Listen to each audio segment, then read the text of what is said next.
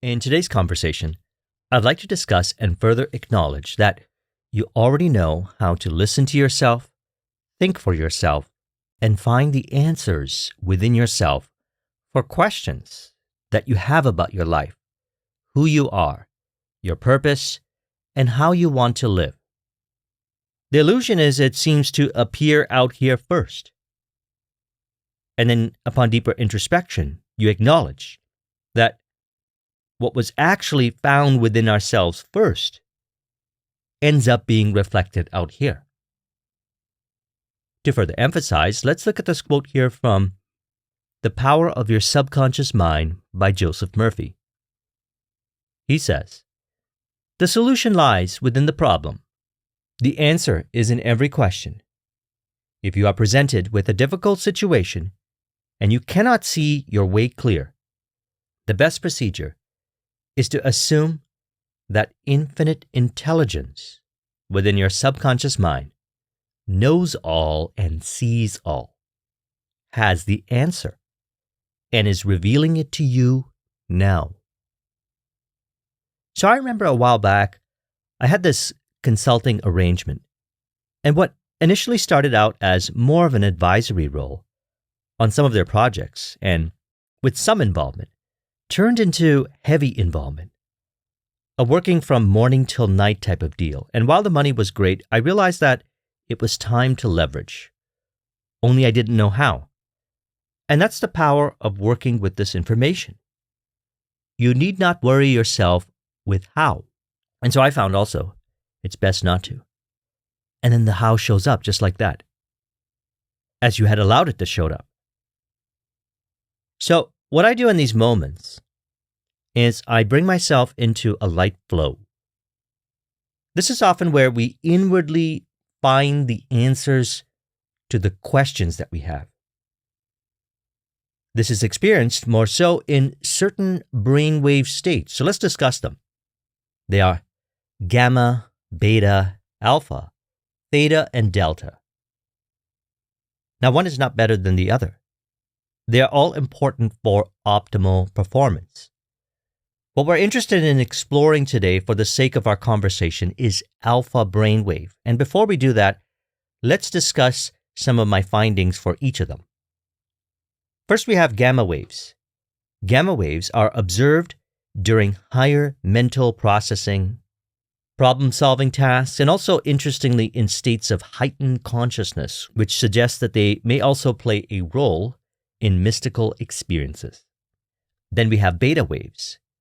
These are fast brain waves that are associated with alertness, concentration, decision-making, and exercise, indicating that they play a role in motor function. Now, what we find is that too much beta brainwave can result in a person overthinking. Sometimes we say being stuck in their head, being overwhelmed by complexity, of which symptoms may include anxiety, stress, worry, and nervousness. So we want to be aware of the value of beta brainwave, as thinking logically is helpful, yet not allow ourselves to be trapped in it. And so in moments when we want to connect with our intuition to receive the answers, I suggest entering into a flow state, which is the next one, alpha waves, in which we also experience what is called brain and heart coherence. Now, I like to remain mostly in flow in varying degrees throughout the day. And again, as mentioned earlier, one brainwave state is not better than the other. They all relate well with each other, and we want to discover our ideal ratio. So alpha brainwaves. Alpha brainwaves are usually observed when we are awake and also in a relaxed state at the same time. Awakeness and also being relaxed at the same time. So nuance. This is fluidity of mind. It is a range, and within the range of alpha waves, we can intentionally tune ourselves into varying degrees and feel into the related effects. We tune ourselves like an instrument with precision by how we feel. Within the alpha range, we experience relaxation, calmness, and mental focus, peacefulness, clarity of mind, and increased creativity. This is flow state. There are different degrees of flow, from more of a relaxed flow ranging to deep flow or being in the zone. And the labels don't matter. You can make up your own for your own desired effect. And then we have theta waves. These waves are associated with creativity, deep relaxation, meditation, and just prior to sleep, which in our Neville Goddard conversations, we refer to this as state akin to sleep. Here we can stimulate and also at the same time experience vivid imagination that seems to happen on its own. A blend between the conscious and subconscious, where they're experienced as one, which is why theta waves are also associated with deep creativity and mystic phenomena.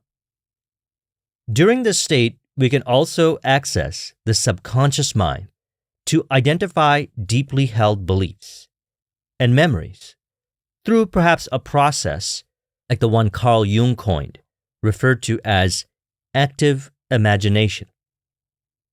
Active imagination is an imaginary inner dialogue similar to the Invisible Council chapter in Think and Grow Rich, where we engage with the subconscious realm, calling forth images, symbols to gain deeper awareness into what we have buried within our subconscious mind.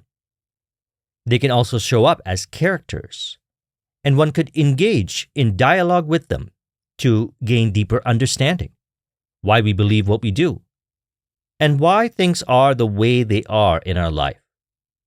I like to regularly dedicate time to travel into my imagination and explore these worlds while in theta. Jung believed that active imagination was a powerful tool to integrate the various parts of ourselves to form a healthy self-image. So just as we can instill into the subconscious with theta, we can also reveal what is within. It works both ways. Then we have delta waves. These are the slowest brain waves and are usually experienced during sleep. They are associated with deep sleep when the body and brain are in a state of deep relaxation and regeneration. The body repairs and regenerates tissues, producing growth hormone and strengthening the immune system.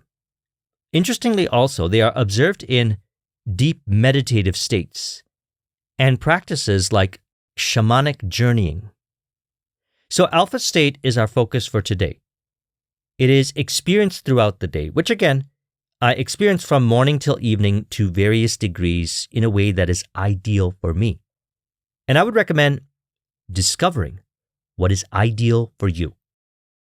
I actually restructured, I've mentioned this many times, since 2017, I made it a priority.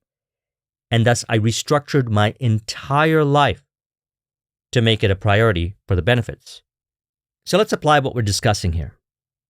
To receive the answers to the questions that we have within as applicable, and also have them show up automatically as creative expressions. So we do this by choosing a project. It could be making videos, writing, art, sports, whatever you'd like, whatever is flow-inducing for you. Now, during these experiences, our goal is to enter into and remain in our flow, alpha brainwave state. And this is done by keeping the following three into consideration. Number one, awareness. Awareness that you choose your state. You transcend the state, and you choose which brainwave state you occupy. Number two, intention. Operating from flow state, alpha brainwave, that is our intention. Number three, observing if you have entered into and become overly identified with beta brainwave. Again, the symptoms could be worrying, anxiety, stress, overthinking, and nervousness. And having awareness of this, we recalibrate back into flow state. Again, beta brainwave is not a problem. It can be helpful. What we're interested in here is accessing intuition and creative imagination for our creative expressions, and also to gain insight to the questions that we have. So with these three aspects kept into consideration, we apply them as follows. First, we center ourselves. Then we set our intention of flow, enter into the state with the project, and operate from that state of flow. And then as we go about our initiative, if any anxiety, stress, overthinking, worry, and nervousness shows up, we release it mentally, right then and there in the moment, to maintain our flow. Some of the ways I do this are as follows, and do whatever one is applicable for you, or find your own way. Number one, we can release into the flow by simply suggesting to ourselves the magic word, flow. Watch my magic word video, I'll link in the description to it. Or feel into it. Or think feelingly into it. Number two, I go do something else. Like drink a glass of water, make some lunch, go for a walk. Or when I was living up north, I'd go snowboarding. Now I have a longboard in the summer, so I might jump on that for a ride. Whatever works for you, to release back into the flow. Then we're back into the flow. And then we get an insight. For example, when I brought up earlier, I had a consulting arrangement. What initially started out as more of an advisory role on some of their projects, with some involvement, turned into heavy involvement. So one day, I felt that I was getting stuck in the beta brainwave more often. And this is why practicing awareness is important.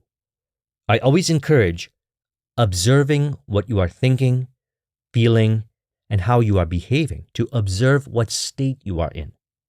And so I went for a walk, and I felt myself getting back into flow state, and then all of a sudden the answer showed up.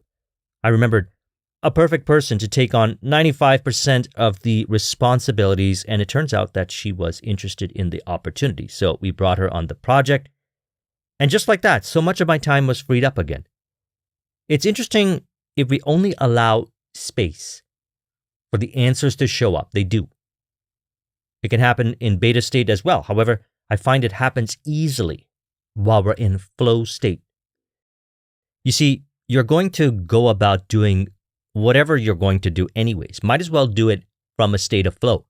If not, you can delegate, automate, or eliminate it. It's really up to you. Observe how everything is done for you when you release control and force.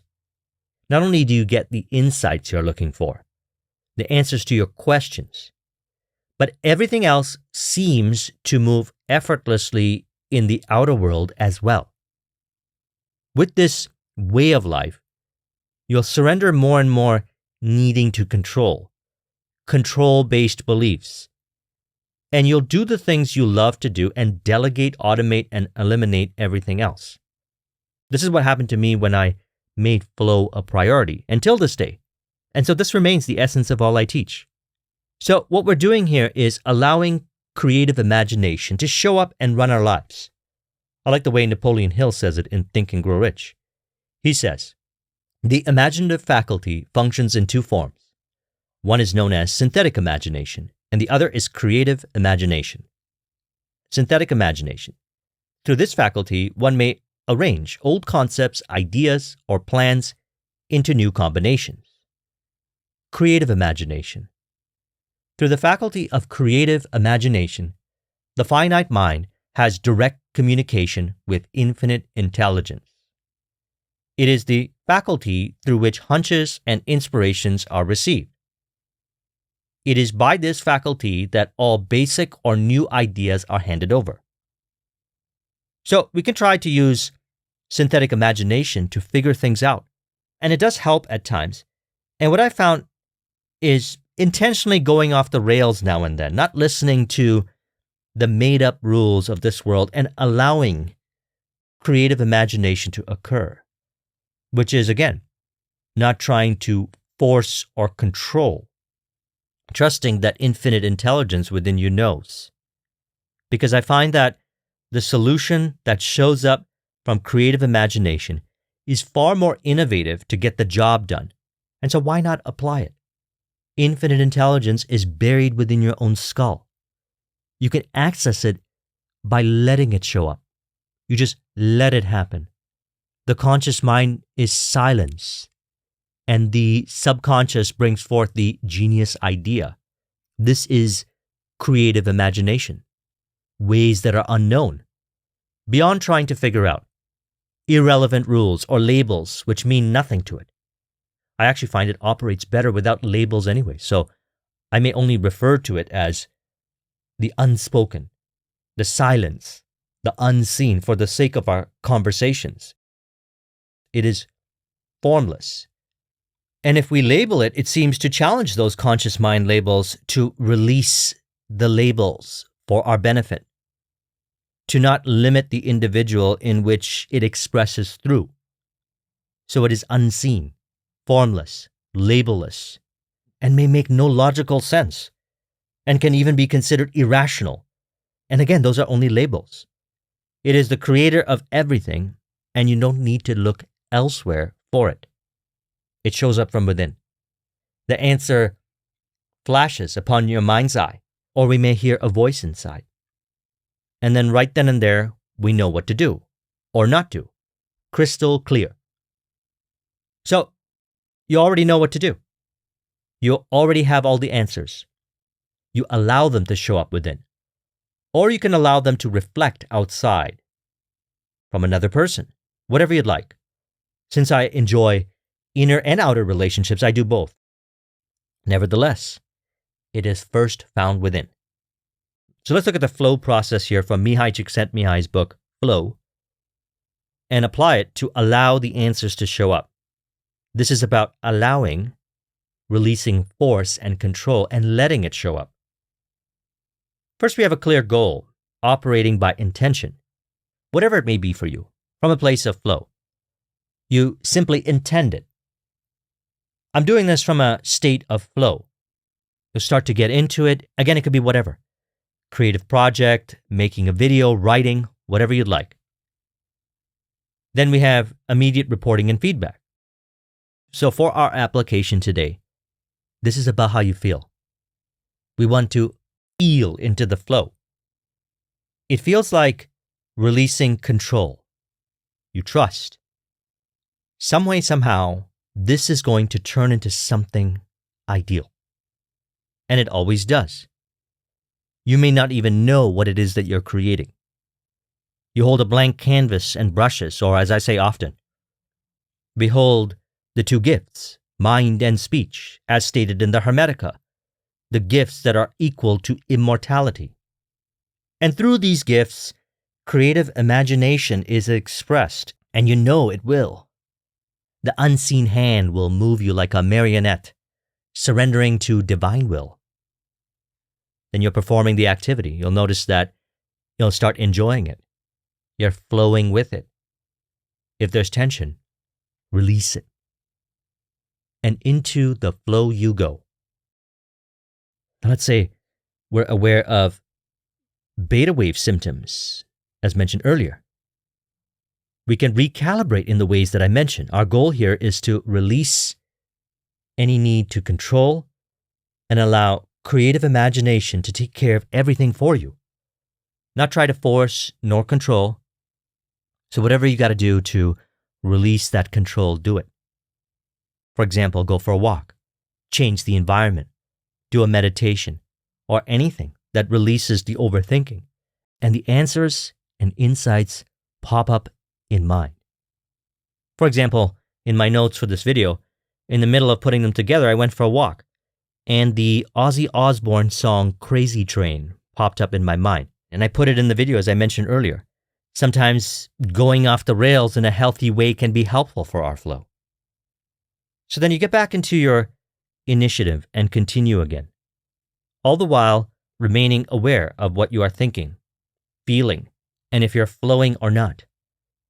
So remain in the flow, and you'll find a nice harmonious ratio if your project is a combo of challenge and skill.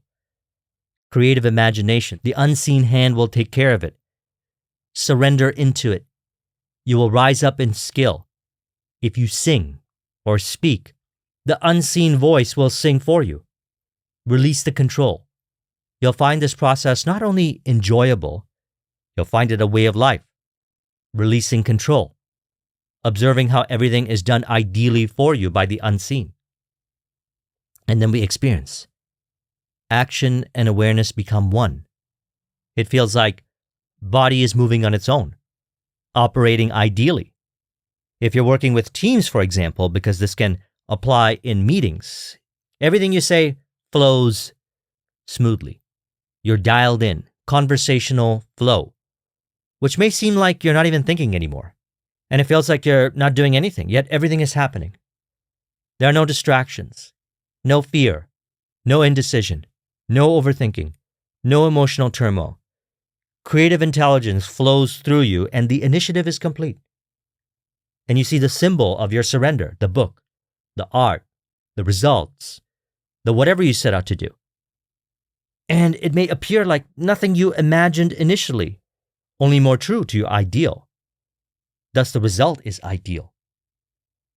And if you feel stuck during the process, as mentioned, release the over-identification to the beta brainwave state, and the insight will show up. This is the power of flow state, of alpha brainwave. Releasing unnecessary dogma and beliefs in the moment to allow creative imagination to show up and take care of everything for you. And you can access this whenever you'd like, to bring into existence artistic expression, invention, and innovation never thought of before. So I trust you found this video to be helpful. Let's go ahead and conclude this with an auto-suggestion to further encourage. You could say, I allow space through my flow as I release all control and mind goes blank to receive inspiration from beyond, in which body and all move automatically, which upon completion is reflected as something never known to exist, an act of divine imagination beyond control, bias, or interpretation, an expression of the infinite brought forth from another world into this existence as part of a normal way of life. If you would like a copy of this mind map, the link is in the description. Thank you very much for watching. I'll talk with you soon. Take care.